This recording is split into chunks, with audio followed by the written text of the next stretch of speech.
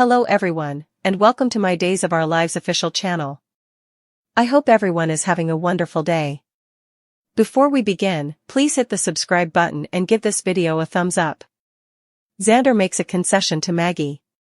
In the Horton house living room, Chad read through in composition about Clyde. You son of a wine. Abby's dead. It does not make any rational sense that she'd still be alive, Chad murmured. Julie walked into the room, and she noted that not everything made sense. Chad asked Julie if Abigail could be alive. I know you. You are not going to give up Stopgap until you're sure she is not out there nearly, Julie said. Chad was eager to go to the bank in Chicago, but Julie reminded him that the bank was closed for Juneteenth. No, I called ahead. The director is going to meet us there, indeed though the branch is closed, Chad said. Julie thanked Chad.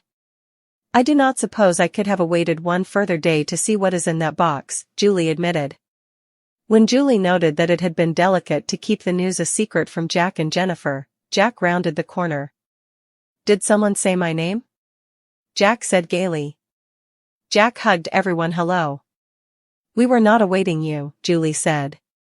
Jack apologized. I just let myself in because I allowed. Everybody would be at the Juneteenth festivity, Jack said. You do not have to apologize. This is your home. It'll always be your home, Julie said. Chad explained that Doug was taking the kiddies to the domain. I am just not really in a gleeful mood moment, Chad admitted. I hear you. I mean, anniversaries do not get much easier, Jack said. Chad asked about Jennifer, and Jack noted that he and Jennifer had plotted through the anniversary of Abigail's death. But last night, I could not sleep. 2 I just hopped in the auto, started driving. And I just wanted to feel closer to Abigail as each, Jack explained. Jack added that he wanted to talk to Rafe about Clyde. I heard they upped the charge to murder one now that, Clyde's, eventually admitted that Abigail's death was premeditated, Jack said. Jack asked Chad if Clyde had said anything differently. Chad and Julie participated a look. Are you keeping commodity from me? Jack asked. Why would you ask that? Julie said. With a raised eyebrow, Jack said it was a journalist's instinct.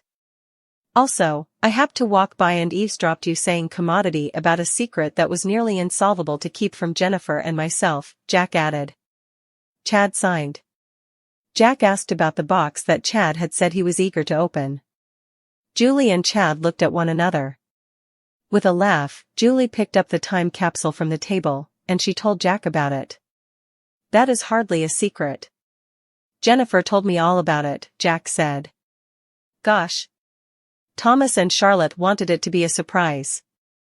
Are not they going to be happy to see you? Julie said. With a grin, Jack said he was eager to see his grandchildren. After Jack ran upstairs, Chad and Julie breathed a shriek of relief. How are we going to explain going to Chicago? I cannot stay another day, Chad said. When Jack returned, Julie asked if he was okay. Thomas said that you told him that Abigail was alive, Jack said. Chad started to stammer. A response also fell silent. Alive in our hearts. I know. I know. It's just that she feels so present to me right now. Right now in this house, Jack said. Chad and Julie agreed. With a nod, Jack blazoned that he was headed to see Rafe, and he left. I really detest lying to him, Chad rumored. So do I. But by the end of moment, we'll know one way or the other, Julie said. In the Kiriaki's living room, Teresa goggled at Victor's portrayal. Stop looking at me like that. Yes, I know what I did to Brady was not fair. And in a perfect world, we'd be together, but how numerous times has that ended in disaster? So, I have decided to take the safer bet, and I am going with your heir at law, Teresa said. With a shriek, Teresa told Victor that she knew Alex wasn't the real heir at law, but that Xander merited to be squinched because of what he'd done to her. Is that a fact? Bonnie said as she walked into the room. Teresa played dumb until Bonnie asked Teresa if she had been talking about the police. Teresa jounced yes. You cannot really want, Xander, To go down for killing the man who was trying to strangle you, right? Bonnie asked. With a mime, Teresa noted that the police had declined to press charges. Teresa scurried out of the room, and Bonnie looked at Victor's portrayal. You get the feeling she's hiding commodity? Bonnie asked. Upstairs, Sarah sat on the bed next to Maggie as she stirred awake. What time is it? Maggie asked. Sarah verified that Maggie had slept through the night. Maggie heaved as she flashed back what had happened with Constantine. That awful man. I knew he was a fabricator. I knew he was a con man. Please, would you please tell me he is locked in captivity? Maggie said. Sarah verified that Constantine was dead. What happened? Maggie asked. I happened, Xander said as he poked his head into the room. Xander explained that he'd used the gun that Constantine had wanted John to use on Maggie. I suppose there is a certain lyrical justice in that, do not you? Xander asked. Maggie jounced yes. Sarah explained that Constantine had tried to kill Teresa and that Xander had had no choice but to shoot. While Sarah stepped out of the room to take a call from the sanitarium, Xander sat coming to Maggie. What happened with Teresa? Maggie asked. Xander told Maggie that Constantine had taken Teresa hostage after he'd shot Steve. Teresa is fine. So is Steve, Xander said. Xander explained that Alex and Brady had possessed Constantine, and Constantine had strangled Teresa. Xander told Maggie that he'd seized the gun and shot Constantine. It sounds like you did not have any choice, Maggie said. No, Maggie. I had a choice, Xander rumored. Xander confessed that although Teresa had been in peril, it was his rage over Victor's murder that had pushed Xander to pull the detector. He tried to kill you. He abducted Victoria, Xander added. With a shriek, Xander noted that Constantin had dropped his gun and been outnumbered. We could have taken him down and held him there until the police arrived. I did not have to shoot him. And I clearly did not have to shoot to kill. I did, Xander said. With gashes in her eyes, Maggie asked Xander if he felt any guilt. No.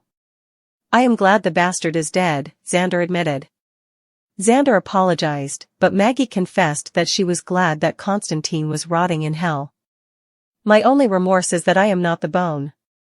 Who pulled the detector, Maggie said. With a shake of her head, Maggie corrected herself for feeling that way. I'd be more concerned if you did not feel that way about Constantine after what he did to you and Victor, Xander said. Maggie asked Xander if he was in any legal trouble, but Xander verified that Melinda had declined to press charges. I got down with it, Xander rumored. Maggie thanked Xander for his devotion to Victor.